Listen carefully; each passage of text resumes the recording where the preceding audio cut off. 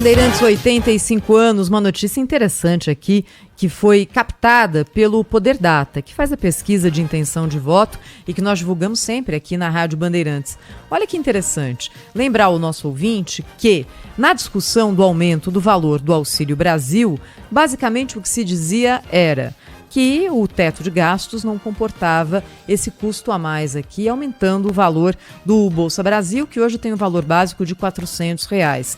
E a gente sabe que, no fundo, a oposição ao governo Jair Bolsonaro estava preocupada também com a repercussão eleitoral dessa medida, já que o Bolsa Família foi um projeto que nasceu nos governos, nasceu antes, de uma forma menos representativa no governo FHC, foi encampado e transformado nos governos do PT e virou ali uma bandeira do ex-presidente Lula. O governo Jair Bolsonaro mudou um pouquinho a regra do projeto para justificar a mudança do nome, e aí o Bolsa Família virou Auxílio Brasil, aumentou o valor nominal de cada beneficiário de uma forma importante. Pois bem, o que a gente pode pensar? Com esse valor mais alto, Jair Bolsonaro fortaleceu a sua candidatura entre os mais pobres, especialmente entre aqueles que recebem o Auxílio Brasil. E aqui é que está o interessante. A pesquisa Poder Data, realizada entre 8 e 10 de maio, mostra que quase metade, 48% dos beneficiários do Auxílio Brasil declaram voto no ex-presidente Lula no primeiro turno.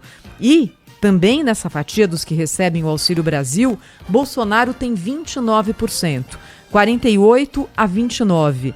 O interessante é que, na pesquisa geral, com toda a população brasileira, também segundo o Poder Data, Bolsonaro tem 35% e Lula 42%. Ou seja, Lula tem um desempenho melhor entre os que recebem o novo Auxílio Brasil do que Bolsonaro, se a gente comparar com uma população como um todo. Então, se havia, pelo menos nesse momento, nesse recorte, alguma intenção, objetivo ou consequência eleitoral do Auxílio Brasil mais alto, isso não se reflete em números.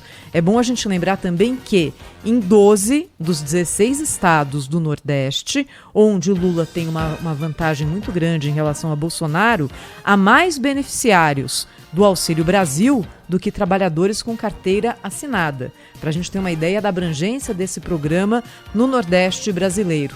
E, entre esses beneficiários, Lula tem vantagem maior do que Bolsonaro, do que entre a maior parte da população.